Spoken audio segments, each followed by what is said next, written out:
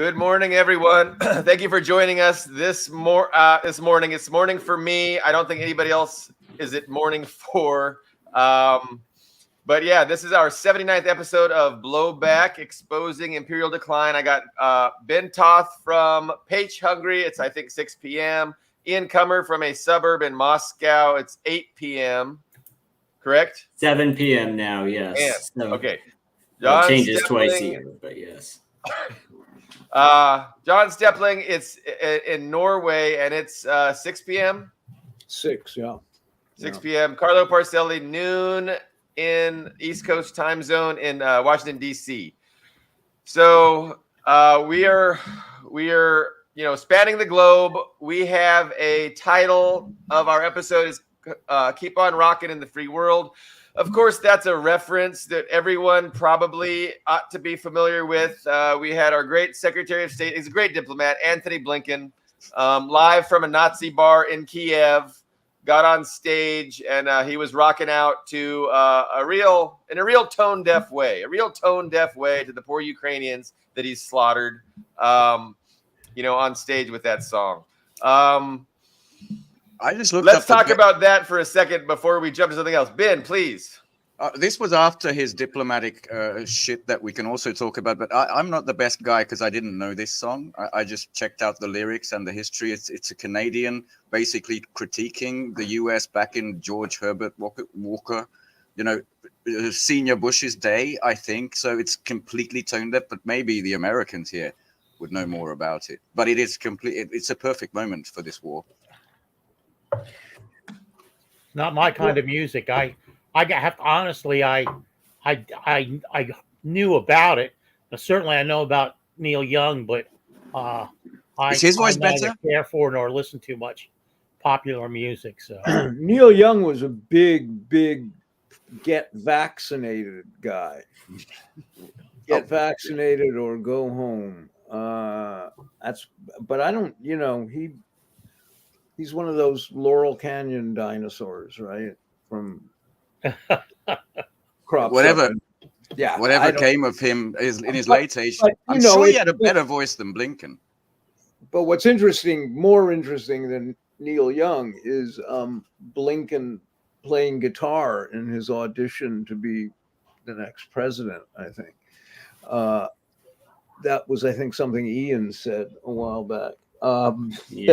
Lefty guitar too, which is rare, which means this has to be prepared like a PR moment. He thought this was a great idea.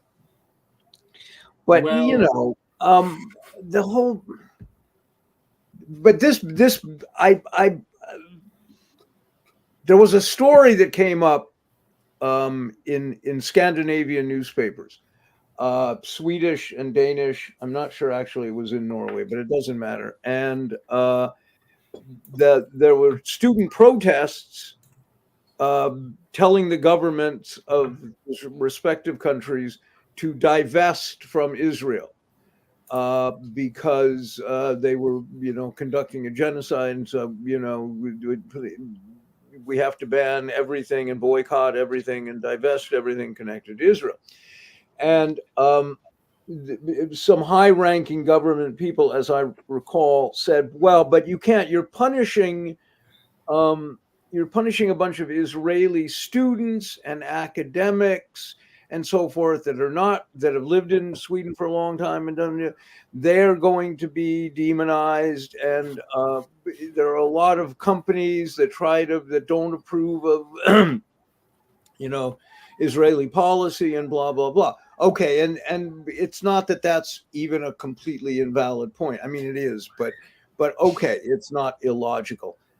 What's interesting to me about this is the absolute silence about the banning of Russian athletes from the Olympics, Russian chess players from international chess competitions.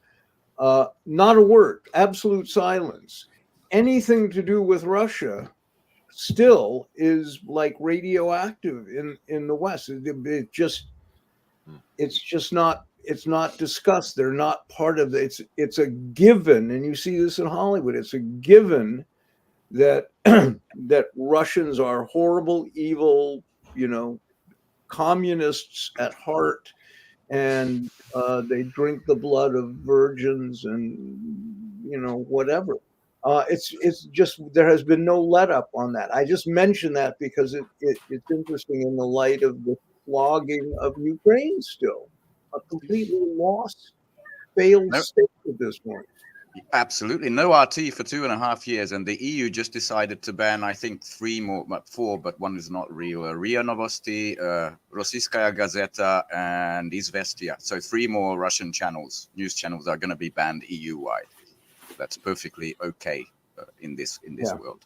John, you mentioned there was a logic. It was not illogical. That argument, against not going down the BDS boycott, divest, and sanction road in Scandinavia. It had a logic to it, but it was hypocritical. And so anytime you can Collective there's a punishment. logical argument, you can guarantee that it's hypocrisy. Because if they were principled and they just followed the same logic all the time, like great, that's an actual rules-based order. But that's why it's not a rules-based order, because when there's logic to it, then it's hypocrisy. And so Russia's also the Euro song contest, right? Russia was banned. Eurovision, yes. And I think they're lucky. They're lucky not to be in this shit show. Yeah, it was a shit show. Why is Israel even in Eurovision? I'd like. It's got not. Because it's not a state or government or EU affiliated entity in any way. It's a company. So anybody in the world can actually. It doesn't geographically. It does not matter where you're from in other countries outside of Europe. But however, it is more addicted to PR validation than even Ukraine is. It really wants everybody to know we're a real country. I think there's a lot of that. Yeah. Well, there's that scandal of allegedly people cheating in the Eurovision voting. That's why because Israel actually twice, did very well, 3 times, 10 times. place. Yeah, I read that. Yeah, second place. They astroturfed the vote and lost anyway. Yeah, to a Swiss. But more importantly, they were booed. The Israeli singer was booed, and they scrubbed that. From edited the video and replaced it with cheering. Yeah, all the actual audience cell phone footage is full of booing, but the Euronews footage is like boo, right. And they accuse the audience of shouting anti-Semitic remarks, which they clearly did not. They clearly did not. I want to step. I'm sorry. I want to step back into the Neil Young thing, because my wife was kind enough to read me the lyrics. To that song this morning, and they're so ironic because they describe the U.S. that's being neglected domestically for foreign wars. That's literally what the song is about. So you want to talk about someone that's tone deaf? You can talk about Tony Blinken, really tone deaf. Absolutely. Yeah, it's a big critique. By the way, everybody, we would have started with that video clip, but from what I hear, there's a big copyright strike on it, so we can't actually play that one. But yeah, it was a culmination of everything. After having pizza at the Banderite bar. By the way, what's that copyright strike on it? Because the song is copyrighted, I take it. Yeah, I don't know. I watched a couple of little YouTube bits, and people were saying we're going to stop it there because we've heard there's copyright strikes. So they don't actually show him. But didn't Neil Young? He left Spotify. God, I can't remember. There was a controversy protest. He left Spotify because of something that was really. Because Spotify was hosting somebody that was anti-vax, and so he's like, Spotify needs to get rid of them, or I'm going to leave Spotify. Yeah, and he left Spotify. Right. So basically, was it I don't remember who it was. No, God. Yesterday, I didn't even know who. 2 days ago, I didn't know who Neil Young was, and it was better. Have you heard of Crosby, Stills, Nash and Young? You're not that old, probably. Well, and to Neil Young's defense, I do know a little bit about him now that I reflect on it. He wrote a song about Southern Man. It's called Southern Man. It's an anti-racist song, and that sort of thing. I mean, the lyrics are basic and they're not very sophisticated, but in the usual moaning and crooning sense of the popular music, they're effective for people, and his heart is in the right place. So we shouldn't come down too hard on Neil Young. Okay. This is hard in the right. Well, as much as he can determine what his heart is. I know a lot of people. I'm from LA, and I grew up in the '60s, and I've never met a person who liked Crosby, number one, and as my friend said, I won't quote. He said, if I could go back in time and you said, I could kill one historical figure at birth, everybody says it'd be Adolf Hitler. He goes, no, it would be David Crosby. Wow. That's some real hatred. Yeah. Yeah. That's he's really disliked. But anyway, whatever. This brings up that book that was written about the Laurel Canyon people. I think we mentioned it on here once before, or maybe on my podcast. And I can't think of the author's name, but I will give it to you afterwards to put in the links. It's a great extended article about the connections between all the Laurel Canyon rockers and military intelligence. Their families were involved and so forth. And I can't think of explain Laurel Canyon, because I don't even know what that reference is. It's just a neighborhood. Okay, a neighborhood. And it's in the hills between the San Fernando Valley and Hollywood, essentially. And a lot of big name musicians. Like a hippie hangout, and Joni Mitchell and all these people were in Laurel Canyon. It does sound interesting. So I remember, and it still goes on today. The rappers, they'll diss each other in their rap songs, and then they'll have songs. They'll come out with a new album, and they'll diss other rappers' music, and then those rappers. The same thing was going on with Neil Young and Lynyrd Skynyrd back in the '70s. So Southern Man, and then I think Lynyrd Skynyrd did a response to Southern Man in which they mentioned Neil Young by name and kind of dissed him. But okay. Well, I don't know anything about this, but I want to say one of the top comments under the Blinken clip was, name the band, and it was Blinken and the Banderites, and I think that has a ring to it. I think that's great. That's very funny.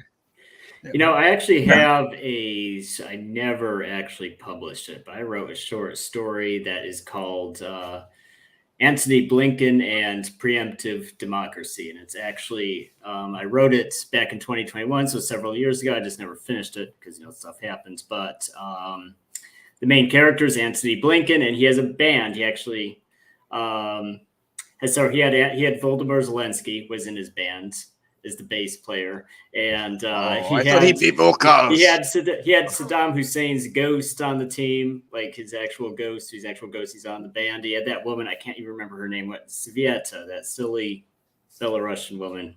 Tikhanovskaya, yes. Yeah, so he had this whole band, and like he has this and the whole plot was that he was having this feud with Assad. Like Assad would come and go and make fun of him, and then so that's what the whole plot was about. But I think with Blinken, he thinks it's cool. That's why, because he's such a fake person, not like Biden, because Biden's a compulsive liar. He just lies about everything. But Blinken kind of presents. He's like that dad that you might meet at school, one of the other kids' parents, and he's always trying too hard to be cool, and it's just, that's a good read, actually. That is what he's. But Jake Sullivan's the same. They're these wonky kind of lame guys that got picked on in high school, probably. Good point bringing up Sullivan, because he's the election campaign guy, right? And I everything going event from statement to statement. All of this was, don't you dare fucking collapse before November 4th or wherever the election is in the United States. That's what I read it as, because he went there. 3 different cameras shot him for that 5 seconds when we said we were here from the beginning. We'll be here until you regain your sovereignty. And then, Zelensky asked, I need 2 patriots right now to save Kharkov. No, shut up. Maybe we'll get you one. But here's this $2 billion that we're gonna do this, but you're not going anywhere. Zelensky was going to Spain to sign some sort of bilateral agreement. You're not going anywhere. He cancelled that. Right. He went down with Syrskyi up into Kharkov, took a photo next to the Kharkov, the city limit sign, which is usually a very, very bad omen. Yes. And then he gave this interview to ABC, blaming the whole world. Yes, I saw that.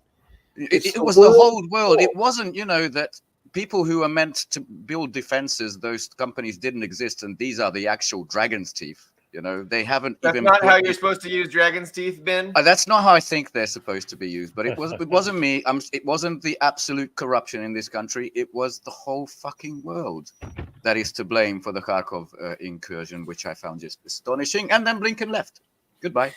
What I find curious about the story of the Russians just walking across the border and, the defense is not being in place and apparently no one noticing the defenses were in place. Like no one inspected, no one from higher up, did Zelensky or Syrskyi, nobody did say, I want to do a war, I want to at some point, visit these defenses. And as weird as because the USA has satellite imagery of, daily satellite imagery of the whole country. And no one in those agencies said, hey, I kind of noticed that there are no defenses whatsoever in this portion of the country, because you can definitely see those in satellite images. It's just like no one thought that was strange. You'd think you could see that we know we can from space every day, but the New York Times did the same with the Surovikin line. They had detailed satellite imagery, so we know they can do it. Yeah, well, I mean, and they and they've been talking about Kharkiv for months. We know Russia's probably planning an offensive there. I mean, do they just say stuff? I feel like they just say stuff and they don't actually know anything. They just think of like the most hysterical worst case scenario and say that. And they don't have any evidence for it. They don't even know if it's true. And if it does happen, it was just a coincidence that it happens and catches them by surprise. Because I don't see this and say, oh, well, they were prepared. I mean, I'm not going to say that they didn't anticipate. It's entirely possible that Ukraine did anticipate Russia possibly coming over the Kharkiv border. They just couldn't do anything about it because they didn't have the reserves to put there. But still strange to me to see the total lack of preparation, no oversight at all. No one, it's pretty incredible. Yeah. We'll see how, if Russia really moves on the city and really tries to capture, we'll see how big of a deal it ends up being that they didn't, put in all the defenses that were paid for, that we bought and paid for, I guess, as U.S. taxpayers. But hopefully there's no defenses. Hopefully it returns to Russian hands very, very soon.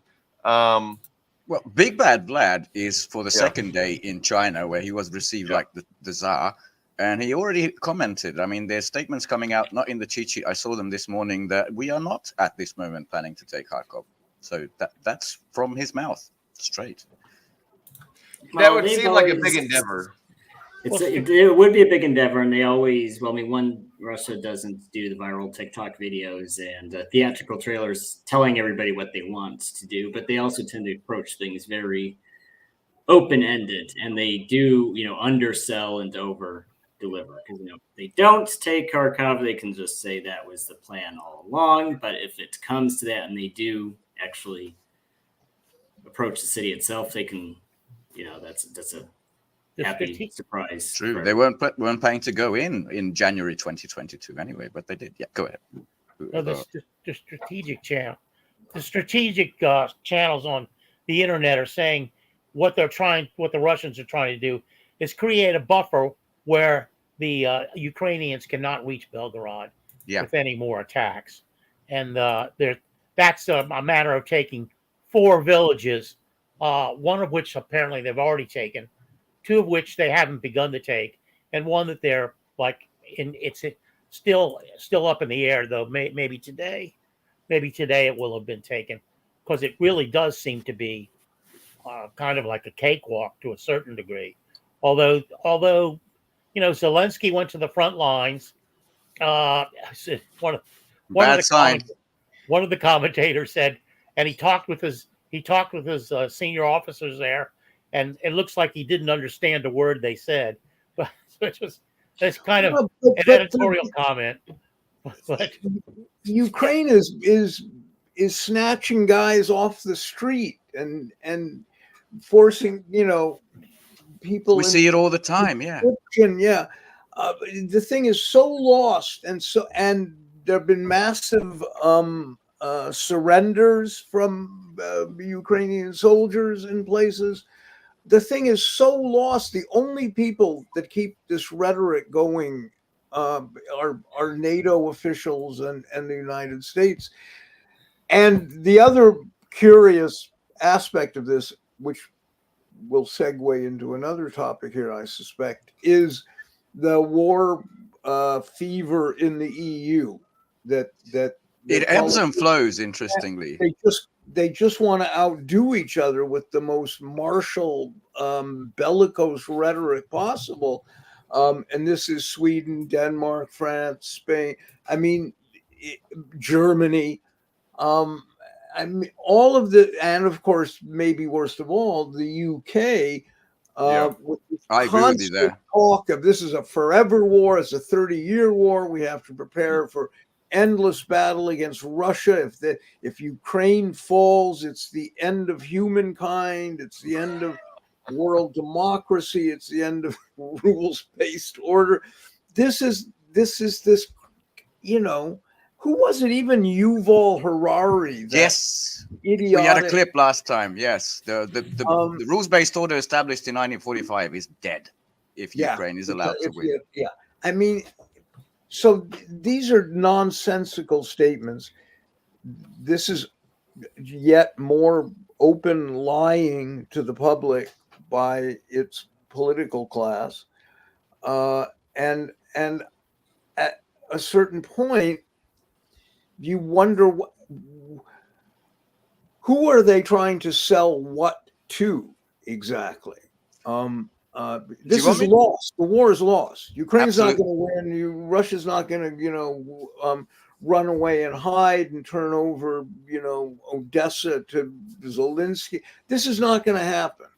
And everybody has known it's been lost for 6 months. So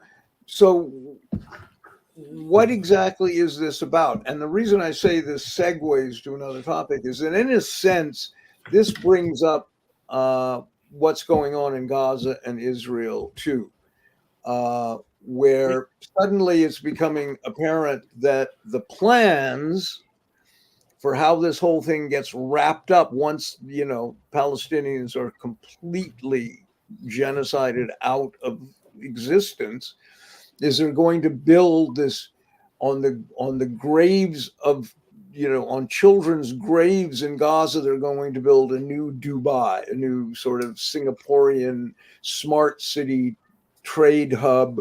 And they have plans and drawings and people like Jared Kushner are already hawking this. This stuff can't possibly have been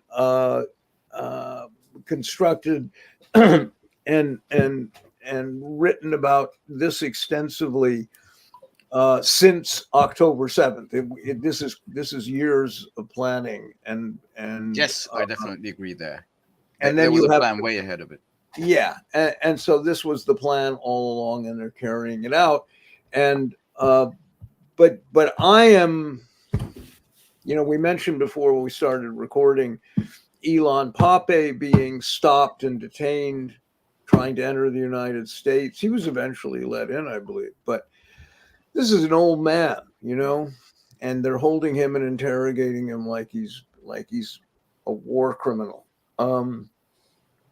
And we have the people like, RFK Jr. or Bill Maher, or all of these influencers and celebrities yammering on about Hamas. This is all the fault of Hamas and mass atrocity. And even one of the stations that was, and I forget who, I'm sorry, that was debunking the mass rape and beheaded babies story. Remember, October 7th, Hamas was supposed to.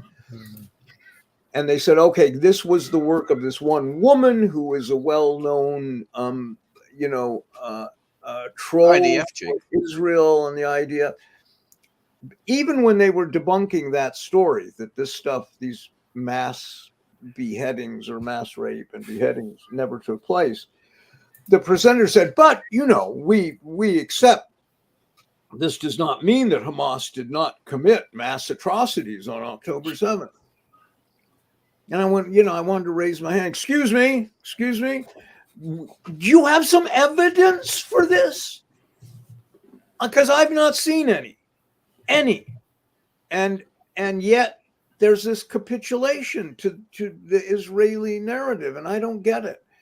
No, I don't think, frankly, Hamas did any of that stuff. And if they had, I suspect we would have long ago seen the evidence, and we haven't. So it's very weird. And what we do know is they found a beheaded Palestinian body yesterday or this morning in Rafah, I think. And the list of atrocities committed by Israel in this is so extensive we could spend the next couple of hours. Mothers with their children held by the hand, carrying a white flag, sniper shooting them in the head. This has happened multiple times. While they are running away from Rafah. While they're back running into away.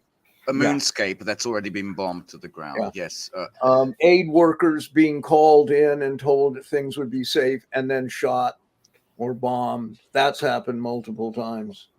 All the settlers on the road into Gaza burning the food trucks, destroying the food meant for the starving children in particular in Gaza. Who does that? What kind of culture does that? And this is who, Maher and all these people and Bobby Kennedy Jr., this is who they're defending. And Michael Rappaport, sorry. Oh, fuck. Well, Rappaport. Yeah. Is just a nutter. These people, and who was that? There's been so much lurid propaganda. There was a Texas Republican candidate, Lily Wang something. She's a congressperson in Texas, and she gave an interview saying Chinese Texan. These protesters, these pro-Hamas protesters, remind me of the old Red Guard in communist China that I survived. Of course, she's a Chinese expat traitor. Yeah. And her campaign ad is her standing in front of a giant wall-sized American flag holding an AK-47. With the screaming eagle, the sound effect you need. At least it's an American flag and not an Israeli flag. I mean, that's setting the bar really low. But I mean, it's like, I feel like you see more guys just say, or that, what was that one congressman who showed up in an Israeli uniform? In the uniform of a foreign army, an IDF uniform, I think. Yeah. And it's just like, okay, her name is Lily Williams. Okay. Lily Williams, for those who want to know. Lily Tang Williams.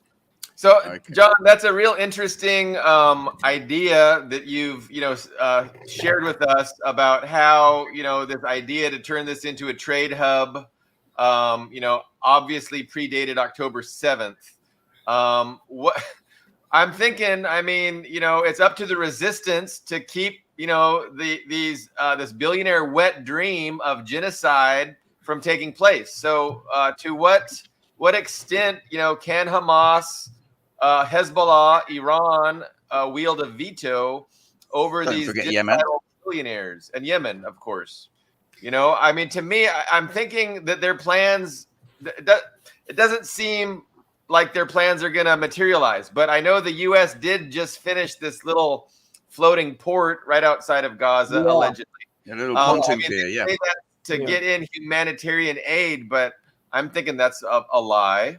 Yeah, it is a lie. It's a facade. And the amount of aid that even which they didn't get in, but that they were trying to get in was minuscule. It was tiny. This is so ridiculous. It defies.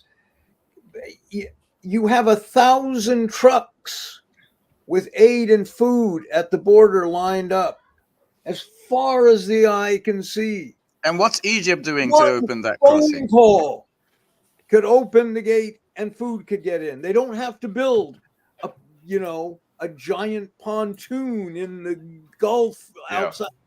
Just make a phone call and tell them to open the fucking gate because the food is in 1,000 trucks lined up.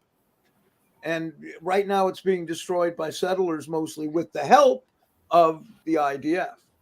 Yeah. So settlers that could be driven out by the Egyptian, by the Egyptian forces, tasked with the food getting in a heartbeat, but they're sharing ice cream with the settlers. Yeah. And now who do they bring in? They bring in the current configuration of Blackwater to watch Constellus. Yeah, they're watching both the pier and the crossing with Egypt. Right. And it's beyond. By the way, that crossing, it's in the Philadelphia corridor, which belongs to Egypt. That's what the peace treaty is based on, and Israel's occupying it. What the fuck? And on the other side, it's utterly horrifying what's going on, and I can't imagine why there isn't some action. We shouldn't leave out the Iraqi resistance in that four-pronged attack. But I will say that I've been watching Richard Medhurst and following Hezbollah fairly closely, and they're doing a bang-up job. Hamas is far from being defeated. So is Hamas. Yes, I saw some videos. There's plenty of footage showing where they're popping up out of the tunnels, and they're popping off Israeli soldiers. At an alarming rate. Did Hezbollah drive out a whole lot of settlers from some northern Israel? That's a Hezbollah attack, yes. But Hamas, they still have heavy duty, like high caliber sniper attacks. They have these tank mines. They pop up, just place it behind the tank. They still have rockets. It looks like their capacity has not been diminished at all. Yeah, and Hezbollah has made the Israeli incursion into southern Lebanon and slightly farther south, a hell for the Israelis, so that they've had to evacuate. Had to evacuate hundreds of thousands of Israelis and put them up in hotels. Yeah. And whose money is that? Hey, it's my money. Right. And this is not covered by Western media. No. These stories are not, Well, I'm Western media. I abandoned them at the Gulf of Tonkin. That was the turning point for me. This is really good. It's good to have a lot of this stuff verified, and I've heard the same thing, and it brings up the coming presidential election in the U.S.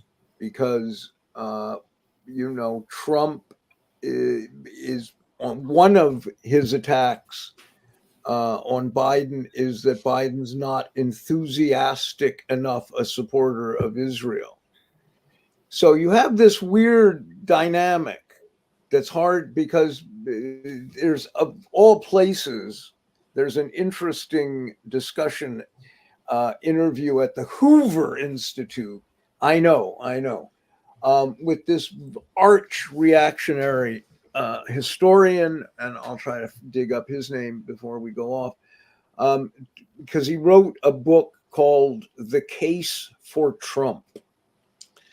And this guy's a big Reagan lover and different things, but he makes a few interesting and quite valid points about why the MAGA people love Trump, and we talked about it ourselves on the Aesthetic Resistance podcast that, Americans like that he eats his steak with ketchup, right? This is an endearing quality that he's perceived as somehow like them. It's not true at all, but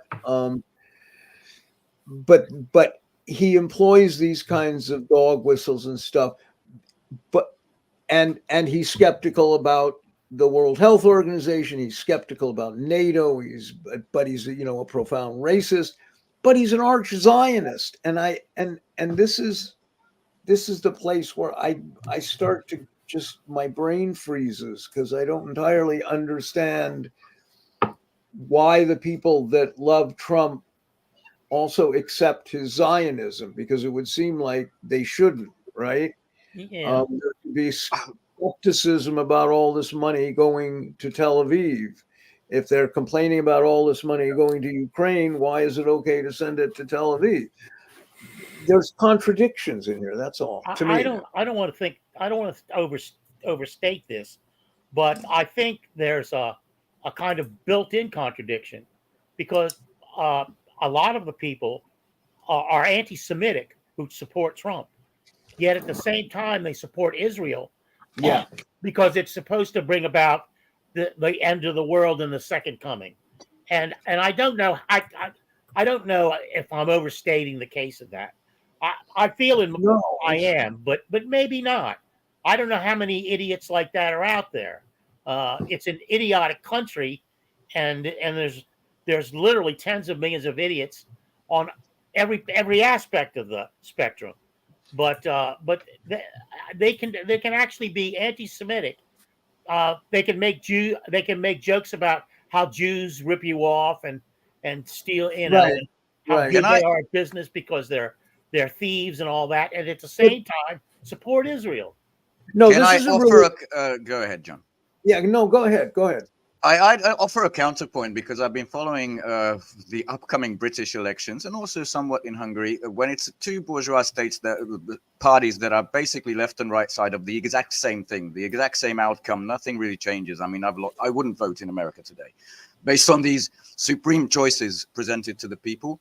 Right now, it's all down to how much you hate the other guy, how much you hate Joe Biden, or if you're a real liberal libtard, then how much you hate the orange man bad. And that's it. It's a sad state of affairs, but that's how I'm beginning to see this horrible. Well, but Victor David Hansen wrote that book you were referencing. Victor David Hansen. I wanted to mention, I think that this fealty to Israel by Christian Zionists, in a lot of people, it really has, I wouldn't equate it with anti-Semitism, because I really believe a lot of these Christian Zionists that are really supportive of Israel, they literally love Jews. So I don't see the anti-Semitic angle. Now, there might be an anti-Semitic angle with some of them, but with a lot of them, they're just enthralled. Like, these are God's people. They're like in awe. And it's really weird, but I wouldn't call it anti-Semitic at all. I mean, it's you know what? I just want to say something. I haven't heard Ian for a while. Yeah, so there is actually an article written by a Zionist Jew in 2001. So it's an older one. It's 2001. After the September 11th attacks, which I think is relevant. And it's called, and you can look it up. It's called the Jewish Stake in Immigration. And so he basically said, it was kind of interesting. He made some predictions. He was actually advocating for more conservative policies in the USA, more border controls in it. And the reason why, and he said this, is because the new residents, first and second generation immigrants coming to the USA are not indoctrinated in pro-Israel, pro-Zionist viewpoints like the white majority that's already in the USA, which was very kind of interesting. See an open admission like that, we control, Israel has such a firm. Over 20 years ago. Yes, over 20 years. 20 years ago, yeah, and he was predicting that there would be more backlash against Israel because of the USA's changing demographics, and this was written 20 years ago. I think he did turn out. Who to was be the author? I cannot remember his name, but actually, let me look it up right now. It's the Jewish. I just wanted to make one tiny point back to what Carlo was. I agree with pretty much everything you guys have said, but the Christian Zionists. Stephen Steinlight is his name. Okay. The Christian Zionists make up only a small percentage, not a huge percentage of the Trump constituency. there's a whole bunch of MAGA guys who are not Dominionist Christian Zionists or something, and those are the people I'm curious about. Because I think it hurts Trump's MAGA base when he goes all in with Israel and he attacks Biden for not being pro-Israel enough. I think that doesn't resonate with the majority of his base. I agree that it's only a small minority that's Christian Zionist. I want to say one thing about the anti-Semitism is that I think it's really anti-Semitic that when the second coming occurs, that all the Jews will burn in hell unless they convert. That's one of the. That's just a Christian religion. I mean, that's just Christianity. Well, that's pretty anti-Semitic. If you wish that all of one population will all burn in hell like everybody else. I don't think it's a wish. It's just justice, Carlo. It's just justice. I know, but still, it does express a kind of look. We just want to use you for our theological purposes. Yeah, it's weird. I admit it's weird. But Netanyahu was on TV like yesterday and said Israelis always help the U.S. and all these protesters talking about this is not our land and we're colonial. And he goes, it's King David promised this land. It's our land. We've been here 3,000 years. This is a weird thing, Did he get more agitated, or did Lindsey Graham when he was shaking the table in Nuke Gaza? Okay, I have a whole critique of Lindsey Graham, which I'll give you in 1 second. But it's strange that King David, that's mythology. There's no evidence. It's like King Arthur, yeah. Yeah, I mean, King Arthur promised this to me at the round table. What the fuck's wrong with you guys? Yeah. It's like Jack and the Beanstalk. They gave me the beans. They promised. It's crazy. This is the level of crazy that the world is at right now. So I recently did a Facebook post on a similar topic. I watched Piers Morgan. He had Norman Finkelstein, and then he had a lawyer, a Zionist lawyer, representing, the Zionist argument. And I was really shocked. My jaw kind of dropped. And what it seemed like is that Israel is just done. Like these Zionists, they know they're powerful and they are done with global criticism. They don't want to hear it anymore. And really, it's kind of like they're at the point where they just want to show their ass. Like they have no point in persuading anybody. They don't care about, making a moral argument. They don't care about looking good. They're just done. They know they're powerful and they're just going to show their ass. Can I just answer that? Because I think this is a really, really great insight, and it's something I have said, and I think it's really important. Before I do that, just parenthetically, Lindsey Graham's interview on whatever this morning talk show was, Sunday morning talk show, was obscene. He was like literally licking his lips. He was emotional. He actually got sexual panic is getting to him, number one, and he's some kind of, I don't know, anal sadist or something. I mean, he's really sick man. Anyway, but what you said is really true, and I noted this a while ago. Israel had started to lose control of the narrative, I think, in terms of optics, or maybe because the settlers were finally in power and nakedly exposed. But Israel stopped pretending that they were a moral army, or that I've never seen this. That's me neither. This spokesman was saying it's all our land. It's our ancestral homeland going back thousands of years. And that's why we're taking it. We're taking it. It's ours. Gaza, we're taking it. West Bank, we're taking it. It's ours. Yeah, but you look at the Zionists who are attacking the protesters on U.S. campuses.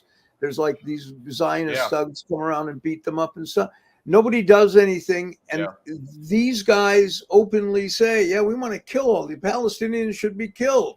There's no problem with that. Kill the babies, too, somebody said. One of them said. And I never thought I would live to hear this kind of open display of genocidal madness without much pushback, with seeming like a lack of horror that should be there from people.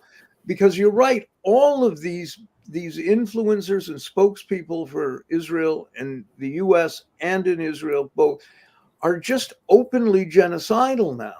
Yes, they're eschatological, openly genocidal. Here's the silver lining, if I can add it, and I don't mean to belittle, we've passed 35,000 dead just according to the Gaza Health Service, right? That's an absolutely horrific massacre. But they've lost that veneer of, we're the God's chosen, we're the most moral army. It's gone. I mean, right now, Gilad Erdan, the spokesperson at the UN, he said the UN itself, 193 nations, is a terrorist organization because it's, appeasing Hamas. After everybody saw that shred the UN charter in this little mini shredder, which was also prepared. They've lost it. They've lost Russia, I think, forever. They have completely lost China. A Rusi guy, like Royal United, whatever, the British shit said, because of pandering to the global south, they've cut all ties with Israel. They've introduced 100% tariff on everything from Turkey from until Erdogan is out of office, because Erdogan actually, forced by his constituents, I think, made a real, break in economic ties. And they're completely alone in this insanity. That's the silver lining I can see in this. Well, I mean, the other question is the leaders of other Arab states, the Gulf monarchies, bin Salman for one, but the King of Jordan, Sisi in Egypt. These people, their populations are 99.9% pro-Palestinian. Yeah, and yet this Arab ruling class, the kind of puppet regimes and monarchies, are all cooperating with Israel. They're not doing anything, and they still demonize the Houthis and Al Ansara. My favorite people right now, and mine too. It's strange. It's really strange. They just scored their 4th Reaper drone, which is like $30 million or something like that. So good on your Houthis.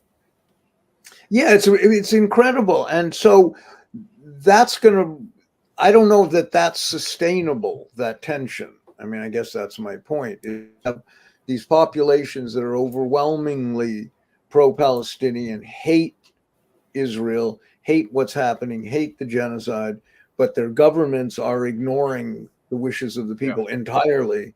And can that go on just because the U.S. is protecting these governments? I don't know. Yeah, I'm very optimistic. You laid out earlier, the Western plans to turn it into a new Dubai there in Gaza, on the graves of all these children. I'm just optimistic that can't work. Like, I just don't think the resistance is going to allow that. And I think, the West is in decline, and they don't have the competence to pull that off. But we'll know how it plays out pretty soon. Yeah, I mean, if I were the leader, King Abdullah of Jordan or El-Sisi in Egypt, I would look towards Kiev with really attentively at this moment. And I'd like to take it back to your earlier question where you began and you took us to the Middle East. And Yuval Harari said, "Shit, it's all over if Russia wins in Ukraine." And I'd like to make a counterpoint that coming from him and people like Macron, Ursula, their world is actually, I think, over. Because they made their careers in these absolute comprador regimes here in Europe, and it's a global thing. And if I can, I'll take you over to the other side of the globe. And this is a quick cut. I hope there's enough volume on it. There you go, of Mr. Putin arriving in Beijing. That's key. That's key. Beijing.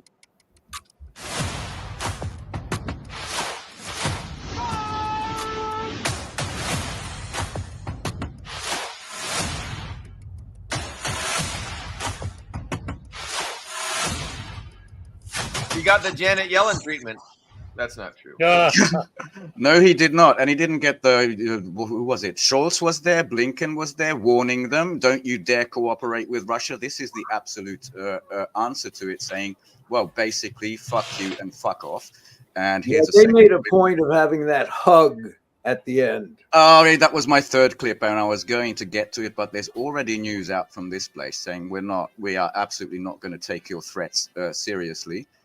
Here's them meeting with the entire cabinet, and I think it's important to say that this was the entire Russian government as well. Yeah, they flew the whole government there. It was Lavrov, it was Shoigu sitting right and left next to Putin. The new Minister of Defense, Belousov, the central banker Nabulina. You take everybody because you got big plans. 10 days into your inauguration. This is the same treatment he got last year in either Qatar or the UAE. I don't know, with the honor guard and the shooting.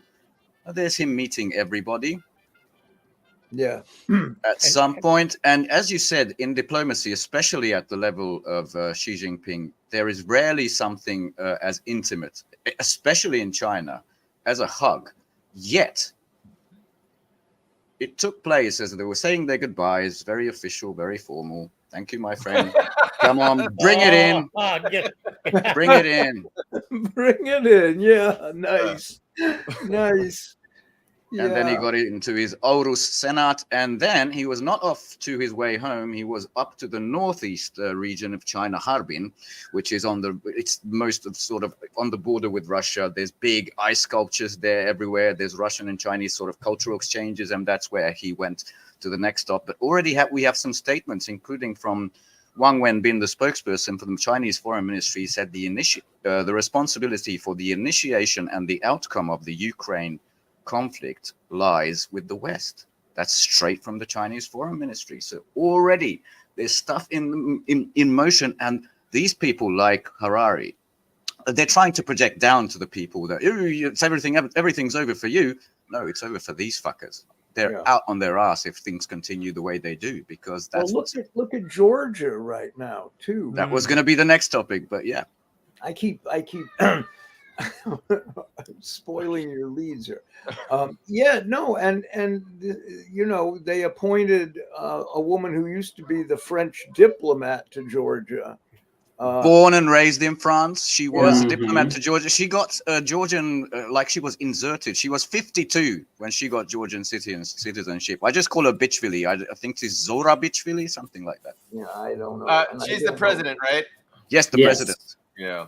The inserted French she's president. Awful. I saw her interviewed on, France 24 or whatever their station is, and just totally. I mean, a traitor, like she was called by the prime minister, complete traitor. Well, with this foreign agents bill, it's like she herself should have to register under the foreign agent bill. Yeah. Right, exactly. There was this moment, guys. The young, I don't know his name, the young prime minister, first Bichvili said, to the military, we have enemies inside here. Clearly, that's the Georgia Dream Party. And then the prime minister came on stage, thanked everybody except for the president. And he said, I didn't thank the president because she is a traitor. Like completely out in the open. It's really hot there. I have some clips about that, but maybe you want to. No, John, think. Yeah. Say what? I was asking you for your thoughts. Well, on Georgia. I think it's you're seeing this on a kind of macro level, this erosion of democratic processing in the same way that Israel is just openly admitting their genocidal intent. You have in the UK, there's no elections anymore. They just keep appointing somebody to 10 Downing Street. Okay, it's your turn. Ursula von der Leyen, grants is kind of moving these pieces around and appointing people like in Georgia, and the disconnect between this EU Brussels cartel and that's entwined with NATO and the United States, obviously, is imperialist ruling class. The disconnect between what they say and what they're trying to insist reality is the gulf is much wider than I think it's ever been from reality. Reality is not reflected in these appointments and in their discourse. it's the strangest thing. And you know, this brings us back to the Biden-Trump circus, because we have one senile, one insane, old white men battling for in a corrupt electoral process for this president. I mean, I don't know it just feels so surreal at this point, all of it. And the U.S. elections are going to be very strange, I think. And ironically, they're taking place in Chicago again, like in '68. Yeah, like in '68. I want to go back and just mention that I think I'm going to share something. I think the key to the Middle East is China, or Western Asia, however you want to put it, in that region. And that's because they're offering an alternative for the first time, even to states like Saudi Arabia, which has been trying to diversify from its oil-based economy for years under the tutelage of the United States, and it hasn't been particularly successful. And it's supposed to run out of oil entirely in 2080, which is, in nation terms, it's a drop in the bucket. The other thing I wanted to go back to was Georgia. I think it's very interesting. Now, I recently got thrown off Twitter because I was posting that this wasn't really a Russian law. This was actually a law that went into place in the United States in 1938. It's weaker than FARA. Yeah, we've mentioned this how many times on this podcast. Yeah, it's weaker. Yeah, and so, but my tactic, which got me thrown off, was that I posted it 15 or 20 times in a row, and whenever anybody posted anything against it, I posted it 15 or 20 times more. Now, what do I care? That's my that'll method. get you though. Yeah. You guys have your method. I have. Oh yeah, the snitches are there. The little schoolyard snitches are there. The little pricks. But I did notice that as the third reading came up and the bill was passed, that there was far fewer people contesting what I was saying, and at that point I was thrown off. So I felt like I'd done what I could possibly do from thousands of miles away. But yeah. I don't understand how these people can be so stupid. They're comparing themselves to the Maidan. They don't know that the Maidan was a coup using Banderite Nazis as muscle. They don't. These are SMO people. And before John responds, and you're welcome to, just check this out. The FARA law, foreign agents shouldn't be intervening. I'm glad you brought this up. Yeah, because these are the foreign ministers of the three Baltic...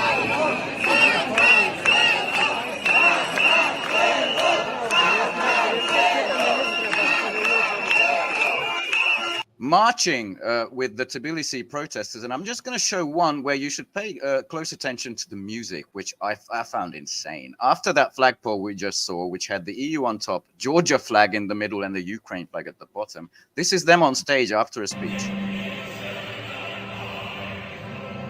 And I am hearing German. Oh, Beethoven.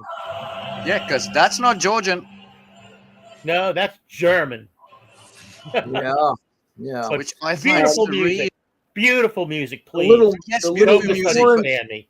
That very short woman is the foreign minister of Iceland. Yes, the three Baltic midgets and Iceland. Go ahead. Yeah, they just keep. There's a revolving door in Iceland for these positions. But anyway, there's the mayor of New York said something the other day. Yesterday, today, even I don't remember. That, and I don't know a lot about what he said. I just heard this, but it segues into something I want to bring up. It is Spanish Fabs, you're right. They're going to start monitoring meat consumption. I'm not sure how they intend to do this, but because they want to create New York as a 15-minute city. And Biden, the same week, passed a law, or not a law, but a proposal to stop selling petrol cars by 2035, I think it was. Everything would be EV. And this is people are not going to accept either of these things. Of course not. There's going to be enormous discontent. You can't tell Americans that they can't eat meat. I'm sorry. You can't tell me. I'm not in the Balkans, but let alone you, or me. And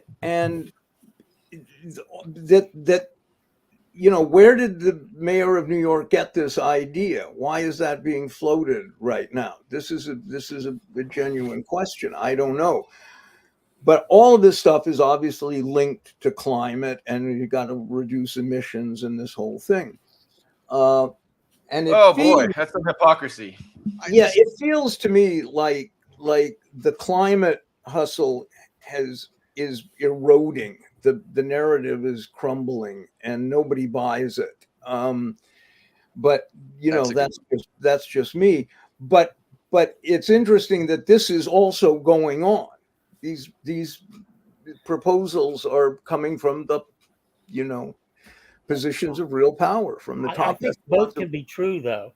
I think the general population is wrong about climate change, and the people with the solutions are wrong about their solutions. I mean, they only have one epistemology, and that's the Western Enlightenment epistemology. That's a very limited epistemology. It's only been around about 550 years. But what I wanted to say was, go back a little bit. That's Beethoven's Ninth Symphony, and that's the last movement of the Ninth Symphony. It's Schiller's Ode to Joy. It's based on a poem by Schiller, which is the EU anthem, as Spanish says. And what John said, I think, is correct. That the situation is surreal, and that obviously lent to the surreality of it. But how does this surrealism differ from André Breton? John, I'd like to hear if you've got any kind of, if you can parse any kind of difference between the literary surrealism and this actual surrealism. I don't know. Well, I'm always reminded of Edward Said's, I think his final interview or one of his very last interviews. And he was very sick and swigging liquid morphine, much like the playwright that was dying and gave an interview. I can't think it was the guy who wrote Singing Detective, Dennis Potter.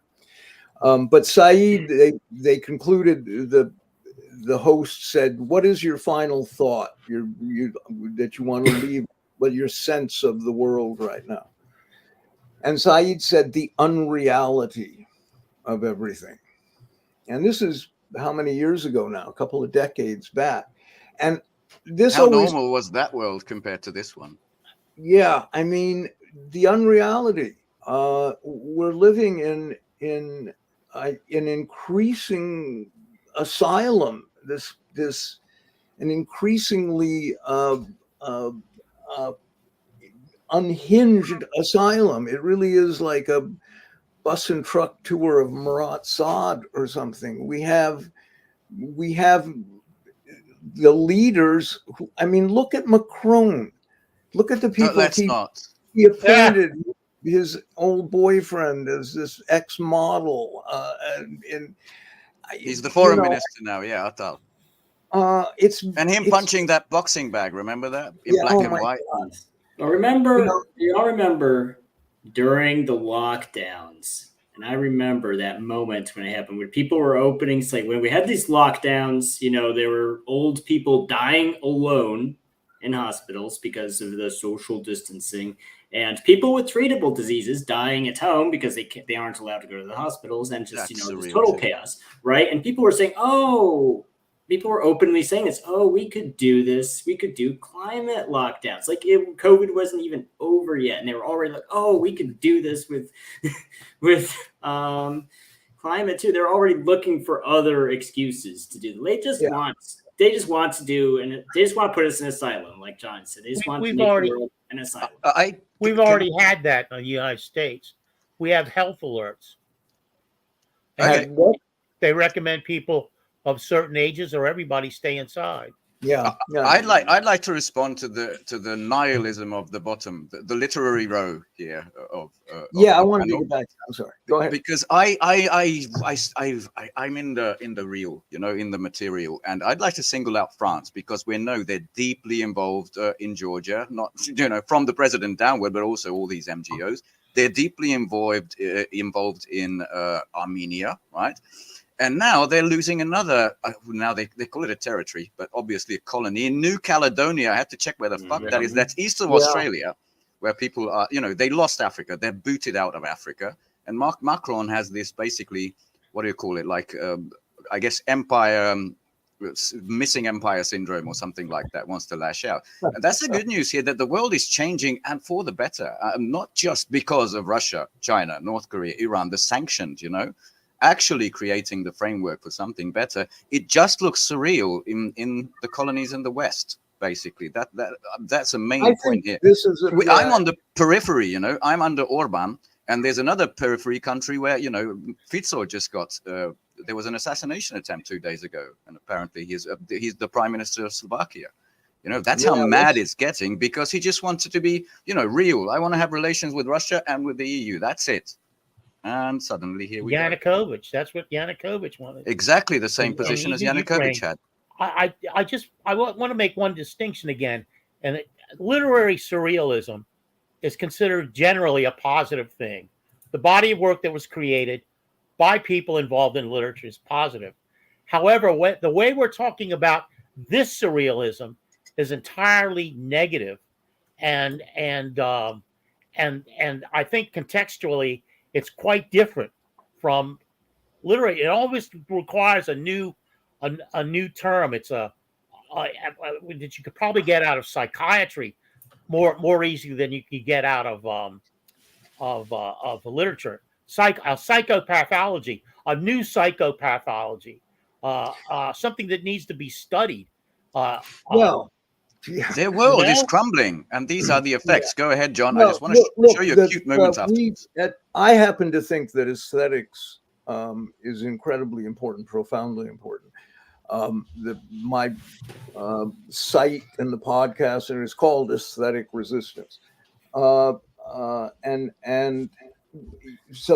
it's a huge topic. On my last blog post, I dug into the euthanasia laws in Canada now, which are accelerating, and if the law came into effect and it was marketed to young people, believe it or not, with the blue whale, Cory Morningstar, you can go to Wrong Kind of Green and read stuff she wrote about it back in the day, came into effect in 2016. How many people do you think have asked for state help in killing themselves? How many? Since 2016. 2016, so that means 8 years. I don't know. Hi, How Axel. many? Hi, Axel. How many? 40,000. 40,000. Oh my God. 40,000. That's way more than I would have guessed. Yeah, I might have guessed 5. I was going to say 20, something like that. Yeah. I remember in Canada, there was this woman who was a former military person. She had a disability, a fairly serious disability. So she wanted a wheelchair ramp going into her house. It was a big story. She wanted a wheelchair ramp going into her house, and their whatever veterans agency Canada has was delaying for months and months. So she called this agency to complain. It's like, hey, you were supposed to install a wheelchair ramp in my house. You did. And they literally, the person she was talking to was like, well, have you considered ending your life? Like actually suggested. Was that a Ukrainian contractor? Maybe. Ask the doctor if euthanasia is right for you.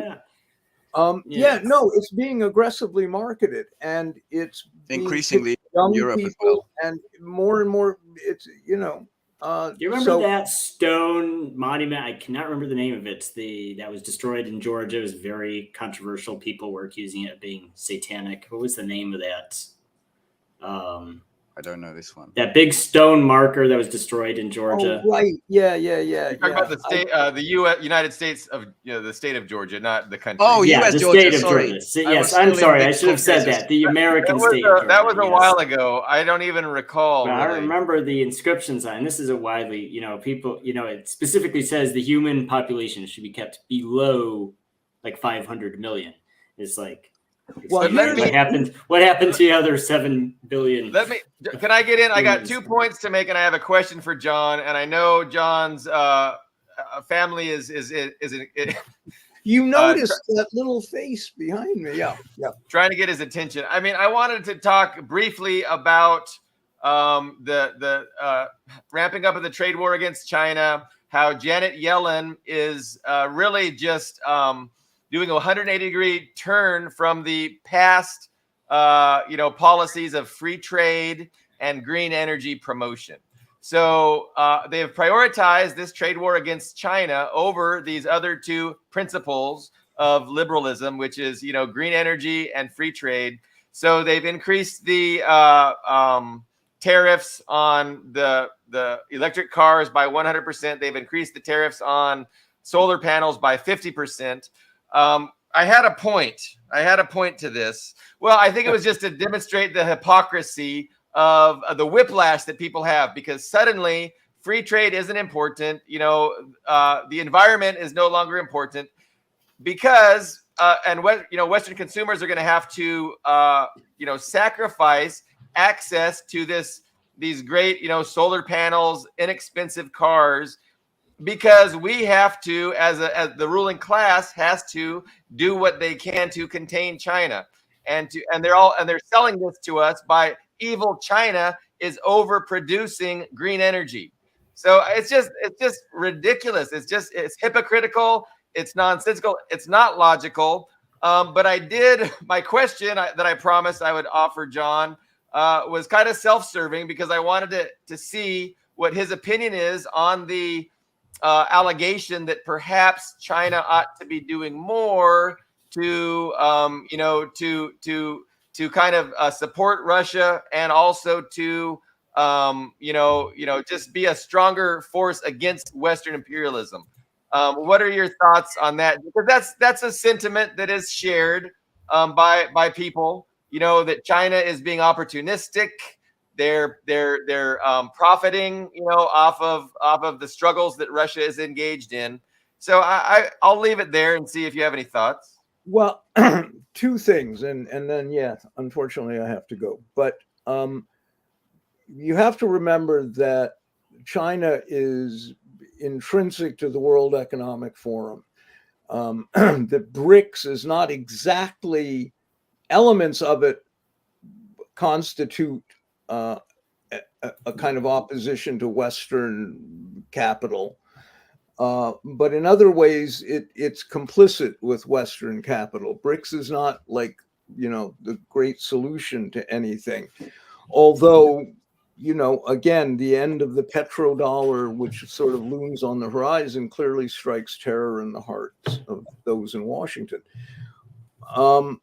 I don't know. They're very difficult to read, in a sense, and all I know is that nobody is helping Gaza right now, and thousands of children are dying and starving to death, and nobody is doing anything.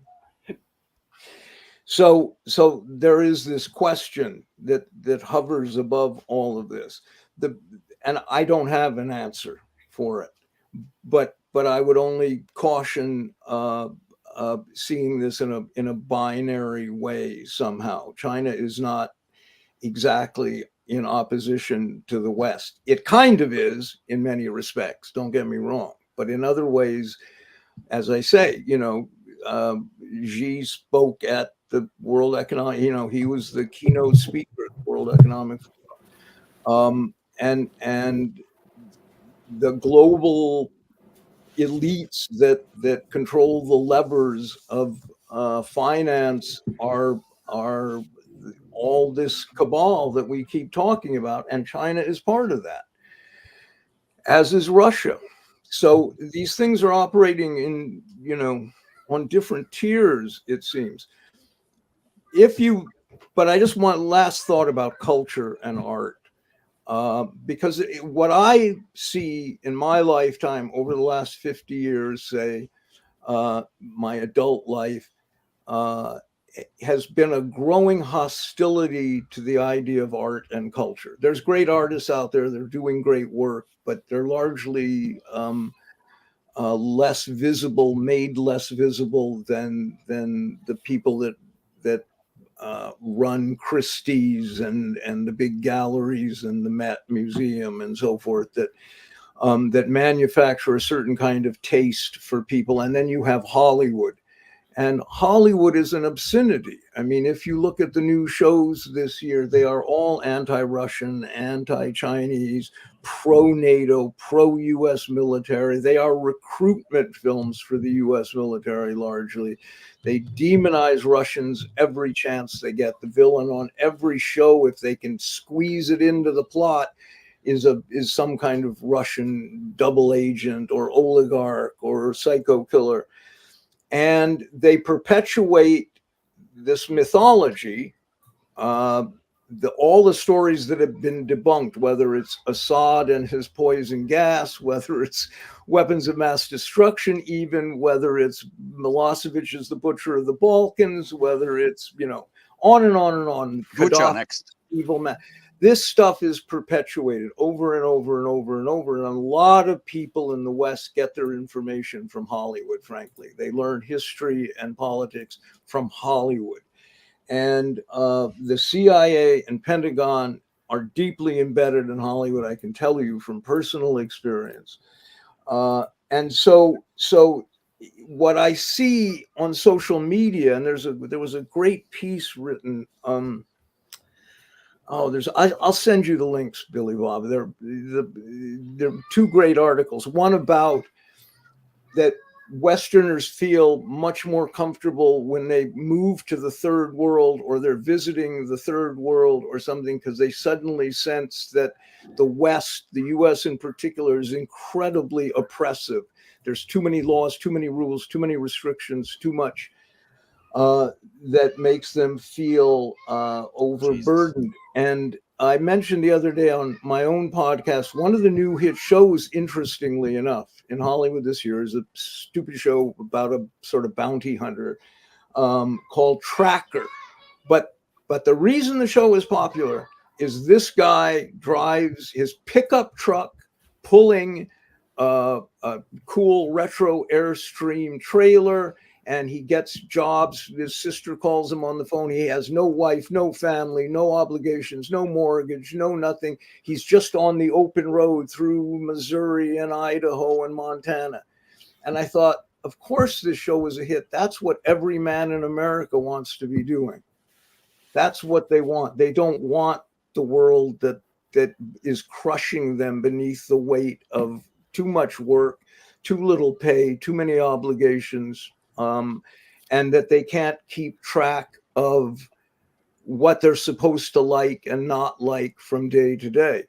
And so when I'm on social media, I see a barrage of anti-cultural sentiment. People make fun of modern art. They make fun of serious movies. They make fun of philosophy and psychoanalysis and part of this is the erosion of education. That would take us into a whole other discussion, but it's a big part of this unreality we're talking about, this kind of crisis that we're talking about in Western consciousness, because I think that's what it is. And I think about the Unabomber, old Ted Kaczynski, who was a victim of an MK Ultra as a youth. Amid the madness, admitted total madness of Kaczynski, his manifesto has a lot of incredible insight about the problems of technology. And I feel like everyone unconsciously has this emotion that they can't identify, which is in reality to escape from technology.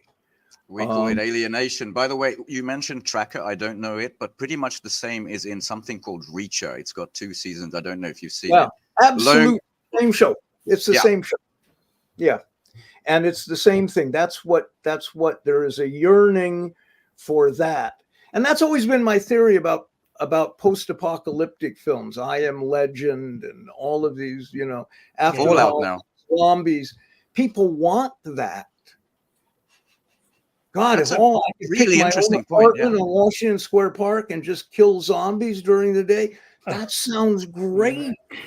Yeah, I think Sign it's the me up. idea. It's the idea that their ideology will survive and their opposing ideologies will be wiped out. All right, kids, I gotta go. Yeah. Thank you, John. Thank you, John. My pleasure. I wish I could stay more. It's always fun, and I'll try to send you some links. Yeah, I'll post whatever links you send me in the chat. Thank you. Have a good time with family. Yeah, thanks. Thank John. you. Bye, guys. Bye. Bye-bye. All right. And I think it's important to mention Ted Kaczynski again, because people have a kind of misimpression about him, because he was brutalized when he was I can't remember the university he was at. He was a student there, and he became a victim of MK Ultra. And the whole thing about that was, no matter how good the work he did, he was a genius. He's a math genius. No matter how good the work he did there was, it was agreed upon the CIA people there and the Department of Psychology to put him down, to humiliate him. They literally humiliated him for 4 years. They destroyed his self-esteem. And not him, not all him. There were other people involved in it too that brought him down. But that psychologically destroyed the man, and was probably largely responsible for the path he took. What MK Ultra How did they do about? that? What's that? How did they psychologically destroy everything he did? They said was shit. Everything he did. When he was in university, you're saying when he was in the university? Yeah, I'm trying. I wish I could. It might have been Harvard, or it was an elite university. No, I didn't know about his, how he turned into, what he was, but I'm always very sympathetic. I've always been very sympathetic to his approach to things, and he definitely had some antipathy for the technology. I appreciated his manifesto, and I read it, but I thought my manifestos were deeper and more concise. They weren't so amorphous. And of course, I come out of literature, so I'm a better writer than he is. But if you guys want to read Carlo's manifesto, hit him up on Facebook. He will share it with you. It is going to, a large part of it's going to be published by the Beat Poetry Foundation. It's in the works. It's almost done. It's called Deconstructing the Demiurge, Tale of the Tribe. And it's a long poem. It contains hundreds of references.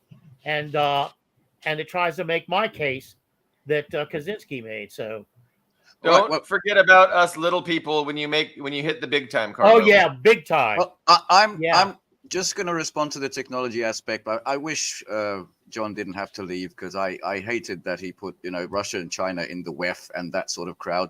I wanted to respond to that because right now there's a Chinese unmanned vehicle circling the moon, which is going to take samples from the dark side. I have no issue with technology. It depends on who uses it. Your leadership in America, of course, they're going to use it in inhumane, horrible methods. But I want to show you something. This is more, it wasn't a big deal. It's more personally to me because I grew up on the other side of the Iron Curtain. And just check this moment out, which I love. Yeah. And I think it's the cutest thing. We can watch it one more time because it's just 7 seconds. The two Secret Service men. Yeah. And that reminds me like verbatim of all of these, these posters. It's these guys. It feels to me like they're back. So I refuse to be as nihilistic as I agree. I was curious as to hearing John's opinion. He didn't really get into the heart of the disagreement that me and Ian were having several shows ago. But he kind of articulated some suspicion and for me, like, I don't have that at all. Like I'm totally with you on this one, Ben. But it's not a duality. See, we all tend to think in terms of duality. Good point. That's a good point. And like the point I made with John, but you can you can love technology. Right now, you can love it.